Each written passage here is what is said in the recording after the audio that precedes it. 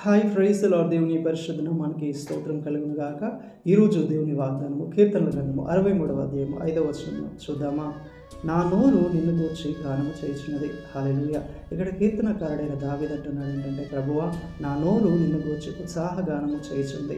అంటే నీవు చేసిన కార్యములను బట్టి, ఉపకారములను బట్టి, నీవు నా జీవితంలో ఇచ్చిన విజయాలను బట్టి, నా స్థితిగతులను మార్చిన ఒక విధానమును బట్టి నా నోరు నిన్ను గూర్చి స్తుతిగానం చేయుచున్నది అని ఆయన చెప్తున్నారు. ప్రియమైన వారలారా, ఈరోజు దేవుని గూర్చి, దేవుని మందిరాన్ని గూర్చి, ఆయన చేసిన కార్యములు, ఉపకారములను గూర్చి, ఆయన నీ జీవితంలో దయచేసిన ఎన్నో మేలులను గూర్చి ఆయన స్తుతించగలుగుతున్నావా? ఆరాధించగలుగుతున్నావా?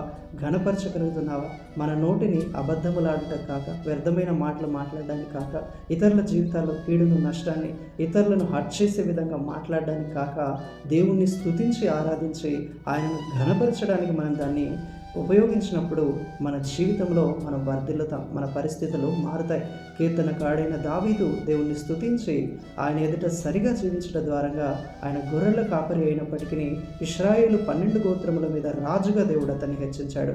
స్తుతి నీ స్థితిని మారుస్తుంది. కాబట్టి దేవుణ్ణి స్తుతించే విషయంలో కాంప్రమైజ్ కాక నిత్యము ఆయన స్తుతించుతూ గణపరుస్తూ ఉండండి. అప్పుడు ప్రభు మీ స్థితిగతులను మారుస్తాడు. ప్రభు అటి కృప మనందరికీ దయచేయునుగాక. ఆమేన్. Praise the Lord. May God bless you all.